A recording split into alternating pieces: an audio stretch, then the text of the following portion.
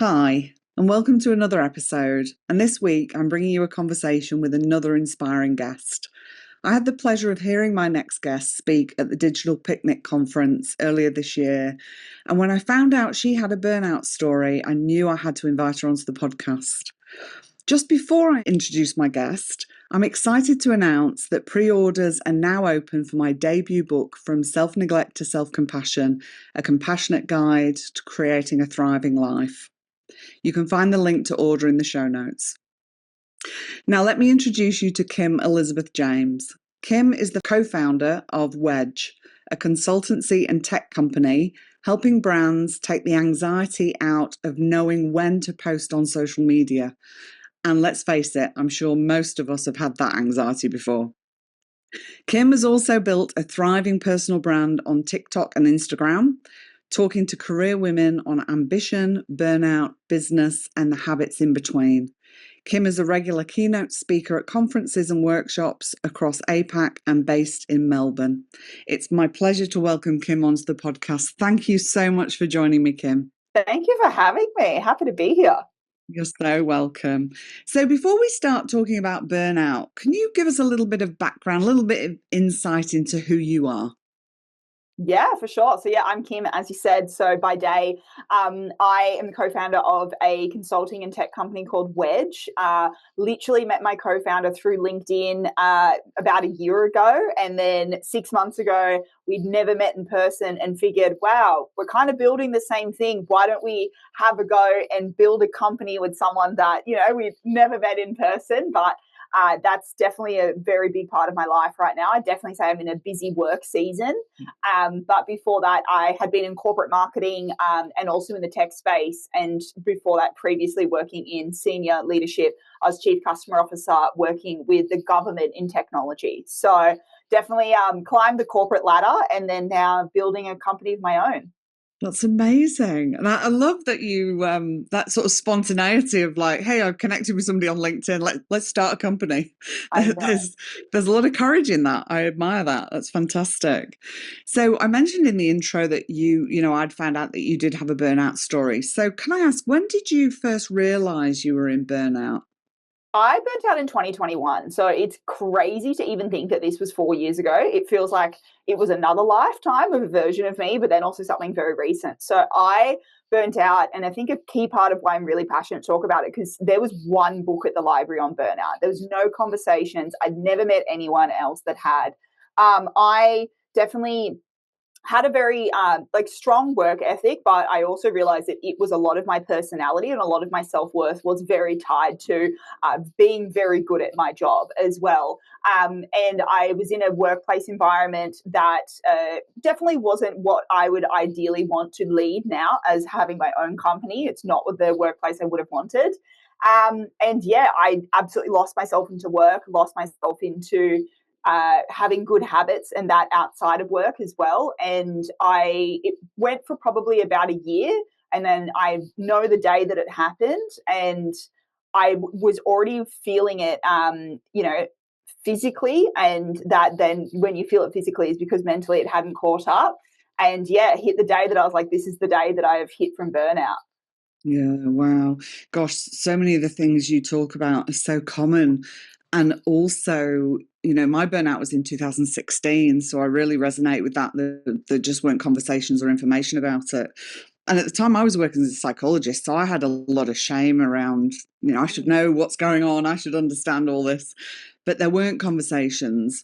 No. And that's why I'm so passionate about bringing this information and doing this series on the podcast, because I think there are a lot of people experiencing this and they don't have the language for it. They're not recognizing it. So what were the signs and symptoms looking back that you now realize you had missed or perhaps were minimizing or avoiding? There was definitely two parts to it. I think the main one was that I had definitely found out that if I was avoiding what it was mentally, it was coming up physically. So like I had a dermatitis on my face that wouldn't go away. I had chronic insomnia. In 1 year, I had slept 5 nights. Like 1 year, I'd slept 5 good nights sleep. So I was just unfortunately chronically insomnia. I had physical pain constantly, and it was actually my physio who had said to me, I remember I went to her on a Monday night and I was just always in pain. And she was like, I can't help you. She's like, I can help you obviously today. She's like, but you need to do something about this because you keep turning up every day and you're so tense in your muscles every single day that you come and we just do a bit and then you come back next week. She's like, you need to take this seriously. Like your body is telling you that you're not taking care of yourself. So it was definitely those physical symptoms of where I was avoiding mentally. But also within that, I had very bad habits. I didn't have boundaries at work. I didn't have boundaries with my personal life. I was taking on projects that I thought that I could fix, but I didn't have the resources or be in the leadership position to fix the problem. So I was just constantly stressed when I couldn't control the environment to fix it. And also then mentally as well, you're aggravated by things. Everything is just gets to a point where it feels numb. And that's where I knew that I had hit burnt out because I was sitting on my couch and it was a Monday night and I needed to be in the office at like 7 a.m. the next day. And I was just sitting there and I was like, I don't know where to go from here. I don't know if I need to. I was literally Googling, like, where is there like somewhere I can go and check in? And I'm like, do I go back up home to Byron and check in somewhere for a week? Like, what do I do? And luckily at the time, my direct manager had gone through something and did experience, so knew what I was going through. She was very able to have the conversation with me. And she was like, you need to take 2 weeks off, like minimum, you need to take it off. We need to stop because we can't move forward. And I knew that it was burnout because I was like, I genuinely can't move forward from here. So we agreed on that. 2 weeks off, got on the next morning, moved everything, was like, here's everything, and just handed it on. And then I just was offline. Went to a doctor, and it was like my vitals were impacted. Obviously, from not sleeping for so long, that was all completely impacted. And then I remember that day I did a float tank, and that was the first time I'd slept in so long. But that was only the beginning of the journey. That was only the part one when I'd realized this was full-blown burnout. And I took the photos that I share on social now. I didn't have a social presence back then. Like I had privated accounts. They were not taken to show anyone. I took those photos of myself and said, I will never get back to this place that I am now. And I never have since. Yeah. Gosh, I can so relate to that. It's once you've been there, you do not want to go back. Hey. Mm. And I think, I love that you've talked about the different sort of domains in your life where it was impacting you and the sort of things that we ignore. And then the body does respond, right? The body Yeah. holds the stress. The body will keep giving you messages. I sort of talk about it'll start to whisper to you. And if you don't listen, then it'll speak louder and then it'll start yelling at you. And it's like, well, Yeah. now you're going to pay attention. Then it puts you flat on your back. And I think you make a really good point because if we get to the point where we're burnt out, changing a few things isn't going to do it. You have to stop. I had to walk away from the business that I had. And the impact of that is huge, not only on the sort of day-to-day stuff, but I think on our identity and how we feel about ourselves as well, right? What do you Yeah. think was the biggest impact it had on you? I didn't think that I could get better. Like I just was like, is this who I am now? There was just so much that, I missed the version of my previous self and I missed the version that I was. I think a really key thing of this was that I did burnout during lockdown. So, that's why a lot of the things that did make me outside of work were taken away from me. I couldn't see my family because they were interstate. I couldn't go to the gym because they were shut. So all of the little things that made me, I didn't have access to. But I genuinely just remember thinking, this is who I am now. Like when am I going to feel better? And I would just get really kind of like nervous thinking, do I ever get through this? And a really key part of that was like, as you said, I stepped away, but I couldn't take 3 or 6 months off. I couldn't quit my job. I wasn't in a financial position to do so. I lived interstate. I couldn't move home with my parents. So I had to take what is the right now for a quick reset. But I'm also extremely type A. So I was like, okay, what is the goalpost? Like, what is the plan moving forward? And I remember there was only one book at the library, one book on burnout. There was nothing else. I'd never met anyone that recovered. And that one book, and I think there was like 2 website articles, said burnout can take 3 to 5 years to recover. And I was like, no, it won't. I'll be done in like a few months. No.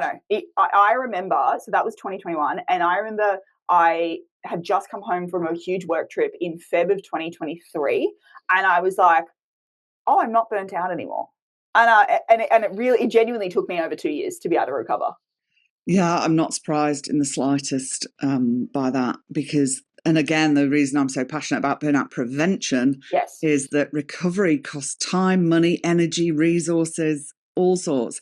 It's so much easier to put things in place to prevent this than it is to recover from it. And it has such a long-term impact. I'm so glad that you had that moment of realizing. I had that myself as well, and found myself working overseas and kind of wandering around. I was in New York, wandering around Central Park, thinking, oh, how have I gone from the woman that couldn't get off the couch to the woman who's walking around New York waiting to go to an event to speak? And Yes. that was a really lovely moment. But I really relate when you were saying about that fear of, is this ever going to be different? Like, is this my life now? It's scary, right? Absolutely. And I think that's where I say to people, it took 2 years. Like I had moments 100% within that I felt better. Also within that, it's like I came back from burnout, and then I went for a huge role. I went for my dream role. I got made redundant. I went for the next role. Like, so many big things happened through that. But it was also making sure that I avoided habitual burnout, as you're saying, of like I wasn't falling back into it. And that was the biggest thing, because I think for so many of us, we think a 2-week stint or a long weekend or a good night's sleep is going to cure everything, but we don't build the tools in our tool belt. And I had seen a psychologist 2 years prior for really bad imposter syndrome when I become a manager.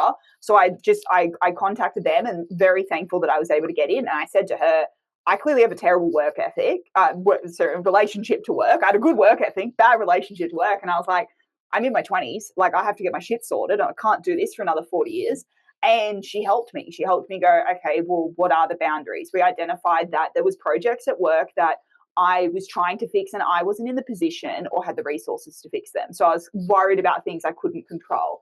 I didn't have enough of me outside of work. My identity was tied to the quality of my work and being the best and things like that. So once we improved the way that I responded to work, and also how I kind of like went about that, but then also the habits outside of work that allowed me to switch off.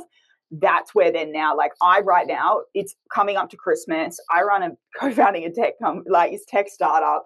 I'm having to move house. I am literally exhausted, like absolutely exhausted, but I'm not burnt out. And I say that to people, I'm not burnt out because I'm still getting up in the morning and doing my morning routine. I'm in the gym 6 days a week. I'm eating good food. I'm seeing friends. If I was burnt out, I would be on the couch, paralyzed, not being able to move forward. I was like, this is not burnout, this is exhaustion. And that's fine, because it's seasons. You don't avoid hard times. You don't avoid stress. You just work out how to manage it better. I think there's that saying that's kind of like, you can't avoid the rain. It's more like how you dance in it or something like that. I think that's so important to talk about that with seasons as well, because I think a lot of people fear that if, I work with a lot of high achieving people who can have this fear that, but if I'm going to put these things in place, it's going to mean that I'm not achieving like I was. And it's just not true. No. Like, this isn't about, we want you to live a life where you're not doing anything. It really is about, how do you set up your life in a way that allows you to do all of the things you want to do in your work, in your personal life. I do a lot of that in the work that I do with people, and I talk a lot about the things you're talking about in the book as well. So I think that's a really important one, is knowing that this is about creating the life you want, which can be full and it can be busy, but it can't be busy all of the time. There's got to be moments where we are resting and replenishing. Yes. It's like, I'll say to people, if you go into a factory, the machines do not run 24 hours a day, 7 days a week, 365 days of a year. They stop for maintenance, and then they start again. And we have to do the same as well. Was there anything during the lead up to burnout, whilst you were in burnout, or on reflection after your recovery, that really surprised or shocked you about what you'd been through or what you were going through? I think a lot of it was that I thought that working harder was assigned to ambition. And I was like, you just have to work the hardest. I think this was time of the girl boss era. It was the hustle era. And it was that everyone that I saw online, this was the norm. This is what it's supposed to be. But then I also had been listening to someone that I thought was the absolute pinnacle and that I thought was doing the most talk on a podcast. And she talked about how impacted her health was and how bad of a state her health was. And I was like, oh. And I think that that's where I probably when I was so much in my head and I didn't realize the impact that I was having on others, was when I burnt out and I'd come back and someone had said to me that they had said to the manager, is Kim the expectation of how much we all need to work? And that really upset me because I was like, oh my God, everyone thinks that I'm the standard that everyone needs to work to, but they don't know that I'm broken on the inside. So that's where I think I realized that I had to be able to fix that so that I wasn't pushing out that culture. And then also identifying, I think I like the conversations now that we're in a world where I think we can kind of swing some ways, and now the conversation of burnout, people are scared and we're like, oh, should we be working this hard? Is hustle bad? If you want an extraordinary life or you want extraordinary outcomes, it takes an extraordinarily amount of effort. And it's like, we don't then go and tell Olympians, you shouldn't train that hard and you shouldn't work that hard. But then if it's a woman that's running a business, oh, you shouldn't work that hard. It's like anything that's extraordinary takes extraordinarily amount of output. And I then had to then realize, okay, well, what is that sustainably for me? And how can we have that conversation? Because I really didn't want to be breeding something that other people thought this was the norm when I'm absolutely broken inside. Yeah, gosh, I imagine that would have been confronting for you. Mm. And also, I love that, again, pointing out that this isn't about dimming your light. This isn't about settling for a quiet life, unless that's what you want, and then good on you. This is about what do you need to be resourced to be able to do the extraordinary things. You know, I've found myself recently in lots of different rooms with remarkable women, people, and we want people out there doing remarkable things, but we have to be well resourced to do it. Otherwise, the price that you'll pay is just so, so high, isn't it? Yes, yes. So you had talked before about, it took you a good 2 years and you'd seen the psychologist and worked through some things. Can you tell me some of the things that either you did then or you're still doing now that helped you recover and help you stay out of burnout? Yeah, I think one of the biggest things is that we then think, I just need to take a holiday, or, oh, I just need to get this thing. And you might take a holiday or a break once or twice a year. It's the daily things every single day that become non-negotiables. And I am also neurodivergent. So like for me, I had to then really understand what that looks like. Obviously working for myself, I can set a lot more of those because I'm in control of my calendar. The negative side of that is I could work 7 days and I know that that's not okay. So I very, very much so have a very strong routine towards fitness and mental health. For that, it's something that my co-founder and I are very honest about. So I have my knee things. I like to box and I love boxing. I think everyone should have a skill and like a hobby that is growing a skill. It's not something that you just do because you have to. The ability to have something where you have to get better at it, but it's not work related. So that is like my absolute me time. I make sure that every morning I don't wake up and touch my phone. I'm very much a no phone in the mornings person, like start your day with you, of your mindset. And then I love to also walk on my treadmill early in the morning. I get like 20 minutes in and I read a fiction book. The reason I read fiction is because my job is trying to be more creative. So I just found that that was really good as well. So I do those ones. And then I have a very clear routine with myself that if I am also starting to get to those points where I'm like, this is not sustainable. Okay, I shouldn't work this weekend. Or, okay, I need to have a weekend in, or go, no, I actually need to be around my people and kind of like filling up my cups like that. So it's definitely the small little like daily habits that are the biggest things. But it's so funny because I think that we just like right now are striving for like the 1% in health. We're striving for the ice baths. We're striving for the journaling. We're striving for all these other things that are nice to have. And it's like, get enough sleep, get off your phone, eat well, and move. And that's pretty much the majority of what it is. Like I have a very strict bedtime routine. I literally use a platform called Brick. So I like block my phone and I make sure that I get out and like exercise with others. And I'm a huge meal prep on a Sunday. I'm like, during the week, I literally am so boring and will eat the same thing every day for lunch and for dinners because I'm like, as long as it's then done, I'm ready to go. But yeah, I think for me, when you kind of like prepare and put in those little things each day, you just realize when you don't have those as well, that that's just kind of like helped keep me in track, that I can work 7 days sometimes when I need to, and I don't feel like I'm burning out because I know that on a Saturday, I'm only allowed to work till 3:30 because I have to get to yoga for 4. Yeah, I love that. And you speak to something that I do a lot of work with people, is that really understanding yourself. And I'm also a neurodivergent woman and attract a lot of neurodivergent clients. And I think it's important that we understand ourselves, because a lot of the advice out there is not necessarily designed for neurodivergent people. And if we try and fit into somebody else's prescription of how it should be, whether that's neurotypical advice or neurodivergent advice, if we're trying to fit into somebody else's prescription of how this needs to be, we're setting ourselves up with more challenges and potentially not going to be helpful. It could actually be harmful. So I love that you've got to really know yourself, and you know what you like, and you've got the things in that are your non-negotiables, which I think are really important. And having those things where you have the food prepping, so during the week you've straight away reduced cognitive load. 100%. So that can be, that time and energy can be put into, your start. I can only imagine what goes on for somebody who's doing a tech startup. I mean, that almost makes my brain explode. I think I can only imagine the sort of stuff that's going on for you.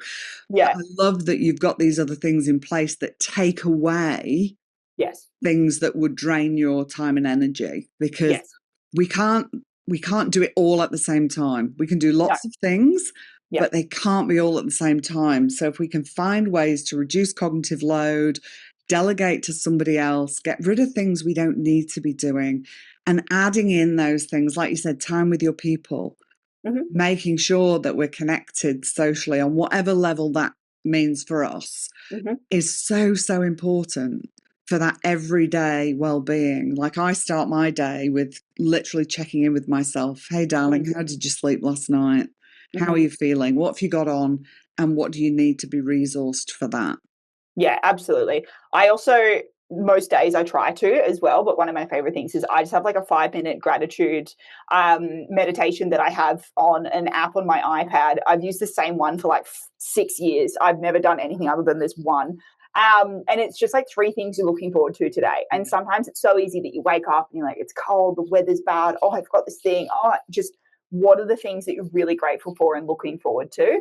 And I think that that's where sometimes I get a lot of people say, oh, you're always so happy and you're so like joyful. And I'm like, I have seen the version of just like absolute rock bottom that I'm so happy that I'm not there every day. And it's just like, when you've reached that level where you just are so broken as a human being, you are so happy for it. And I also say to myself right now, and I think also a big part of burnout is it also comes from complete misalignment in your life. Like, I am not burnt out right now because I am exhausted pursuing something that I'm passionate about. Like, I do a lot of keynote speaking, and a few weeks ago I did 2 in one day, which is just not good, but obviously it got to the Thursday and I was so exhausted. And I said to one of my friends, like, I'm exhausted, but I am exhausted because I'm doing what I'm passionate about. And I'm like, that is a privilege, and I'm very happy to do those things as well. So I think so much of it we can just identify and be so grateful for what we have. And sometimes we underestimate how much of an impact that just changing. And I know that can sound like a bit woo-woo, having a positive mindset. But for me, I'm just like, how cool of the life that I have, because I know that this is what younger me wanted as well. Absolutely. I don't think it's woo-woo at all. And there's plenty of science that will back this up, that it's far better for your health. Like, we have an inbuilt negativity bias, and we need to practice looking for the good things. And gratitude practice is one of those things that helps retrain our mind to seeing those things in our life that are more positive. And I think you made a really important point. And again, I speak about this in the book about neurodivergent people. When we are, our special interests can be part of our well-being. Yes. Getting hyper-focused on something you're really passionate about can actually serve you well rather than burn you out. It's like, I think the misalignment piece is so important, because when we are doing things that either we don't have a lot of autonomy around, or we're feeling resentful about, or we're not enjoying, that's a risk factor for burnout. Whereas if we are super focused on the stuff we're passionate about, again, we still need to be resourced, because if you ended up doing like a 14-hour day for 2 weeks, you're not eating properly, you're not hydrating, you're not speaking to anybody, well, of course, you're heading down that road towards burnout again. But having those passion projects are so important for well-being. So Oh, I love that and you that's the mentioned thing. Yeah, well, it's sustainable ambition. I think there's that. two things with it. It's like I would rather it take longer if I get to enjoy it and don't burn myself in the process. Like Yes. I've always had that, especially now building something of my own and building a company with someone else. Or I also speak it and I post a lot online. I'm not posting right now because I have so much going on. I'm like, something has to give. And I don't want to put out anything to the world that it's just like, I'm not in a place that I can. I'm like, I have so much going on that's not going to be helpful for someone else. So I would rather it take longer if I enjoy it because, like, I think a really key thing as well was that I was constantly proving myself and proving my worth through my work and things like that. You just get stuck on the hedonic treadmill and you Yeah. just realize that there will always be the next thing. And it's like, okay, well, you booked this conference. Well, what if it's the next conference? Or you got 50,000 followers? Well, what about if it's 100,000 followers? Or you make the six figures, but what about if it's seven figures? And like, you're never going to get happy from doing all the things. You'll have that initial thing, you have the initial spark where you get excited by it, but then life moves on. And it's more of who you become in the pursuit of that as well. So that's where I think it's really important to have those with yourself for work, but so much is having it, especially if you're neurodivergent, something that's growing a skill, like something that is just you're learning it and the ability to get to learn. Like we just really lose that the older that we get as adults. I mean, think of when we were younger and after school we'd have you'd be playing musical instruments, you were doing sporting, you were doing so many things, and we just like let ourselves not do that. So that's why I box. I love to box. I love going and being like, I'm getting stronger or I'm learning something new. I'm getting faster. Like that is my learning thing. And then I got very much into fictional reading this year. I actually realized that I really needed to kind of like detox my consumption. And I was consuming too much self help that you're just like, oh my God, I can't keep helping myself. And a friend of mine who's very creative said, how much fiction do you read? And I was like, I don't read any fiction. She's like, that you need to be reading fiction. And I will read fiction, but my subconscious is then like going like this in a circle. And then I'll like go for a walk one day and the best idea will come out of nowhere. And it's because my brain was allowed to. So I also have a Kobo. So it tells you how many books you've read and how fast. And so that's like my little gamified part. You're not high achieving at all. Yeah, exactly. I I'm like, love give it. me It a just North shows Star. up everywhere, right? Yeah, That's exactly. fantastic. Looking back, what would you say has been your biggest lesson? I think the biggest lesson has definitely been that probably what I've just said. Like, you have time.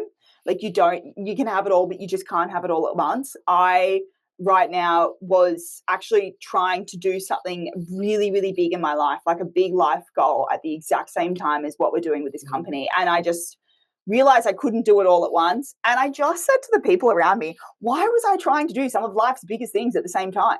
Like, then what? You know, I think of people like Billie Eilish and how she reached like 18 or 19 and she had achieved what people spend their whole life striving for and sometimes never achieve.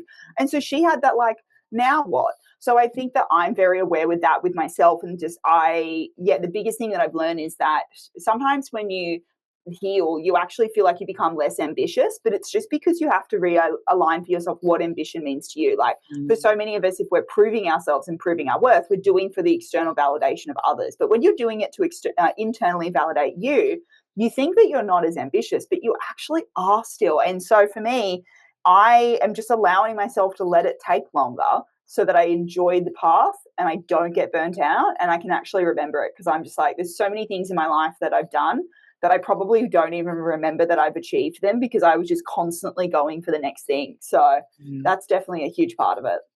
I love that. And gosh, you're so right. I mean, it shifts your perspective. Like anything major in your life, it changes your perspective. And I think, for me, it was certainly about defining what does success mean. And it was that, what does it mean for me? Because I would externalize a lot of, well, I need to do these things to prove I'm good enough. I didn't feel good enough. And I think about, since my burnout, and the things I have done and achieved in my life are far greater than a lot of the things I did previously. but they've been done at a pace that has felt so good and so sustainable and been joyful. And I've really, I've really enjoyed the process of them all. So I love that you said that. If you had just one thing to say to the people listening, what would that one thing be? The people online that look like they have it all figured out and the perfect routine, the perfect life, they absolutely don't. Like that was me in the workplace where I looked like I was the perfect person with the perfect level of output and I was broken on the inside. I have listened to, podcasts recently of people that I look up to them and I think, oh my God, I'm not doing enough compared to them. And they're like, my health was absolutely broken on the inside. The people that have the 5 a.m. routine and the journaling and everything like that, it's not sustainable. And I think that we just are so much in, especially comparing ourselves to others and their timeline. And we burn ourselves out, either burn ourselves that we try to do too much to match to those people, or we go out of misalignment of what's best for us, or we don't enjoy the process of it. So that's, I think, the biggest thing. And I think for me, it's funny because then I have people that say to me like, oh my God, but you move so fast, you're doing so much. And I probably am doing a lot right now that like people see, but it's just a lot because it's in alignment. So I really enjoy it.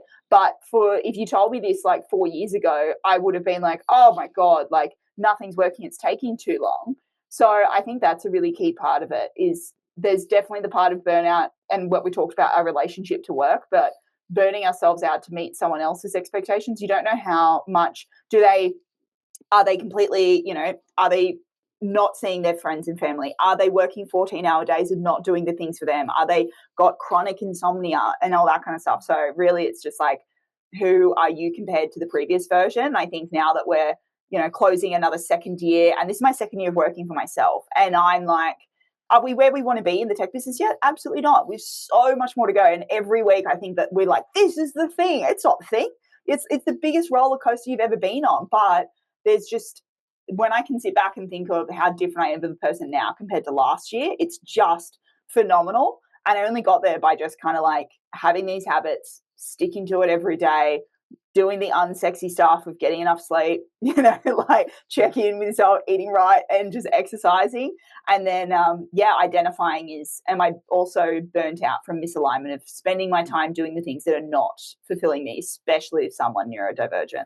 Yeah, absolutely. And I think the other piece as well is when we're looking at people online, you don't know what help and support they've got in the No. background. They could Oh, have people absolutely. taking care of their kids, Yeah. running their household, doing all this stuff. So we've got to be very careful. But we're social creatures and we naturally compare ourselves to others, but there will always be people who are doing better than you. There will always be people who are not doing as well as you.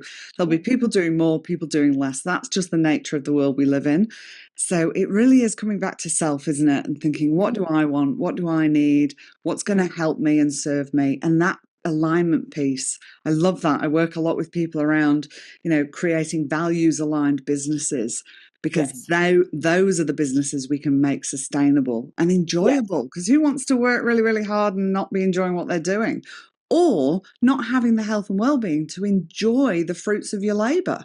Oh, absolutely. And I say that a lot to people. Yeah, I did a video earlier this year and I said, like, you don't have as many hours in a day as Beyonce, because that's an absolute lie. Beyonce has a chef, Beyonce has a nanny, Beyonce probably has someone that cleans her house.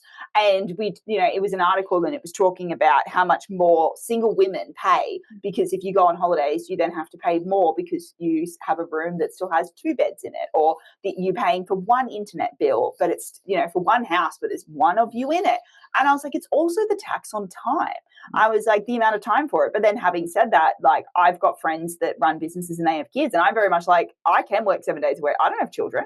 Like, I can be 100% selfish into that. So, yeah, you're exactly right, of just alignment of what's realistic for you, because you don't know what opportunity someone else has. It's especially like someone tried to give me business advice. It was a man, and he was like, you just need to hustle at this time. You need to work 7 days a week. You have to grind. And I said to him, so while you were doing this, were you married? He's like, yes. And I was like, so she put food on your table, she cleaned your clothes, she looked after your children. I said, no, you got to work 7 days a week because there was a woman doing that for you. So that's a privilege. And I was like, that's not a privilege that I have. I have to spend my Sundays cleaning my house, preparing for the week and washing my clothing and stuff like that. And he was like, oh.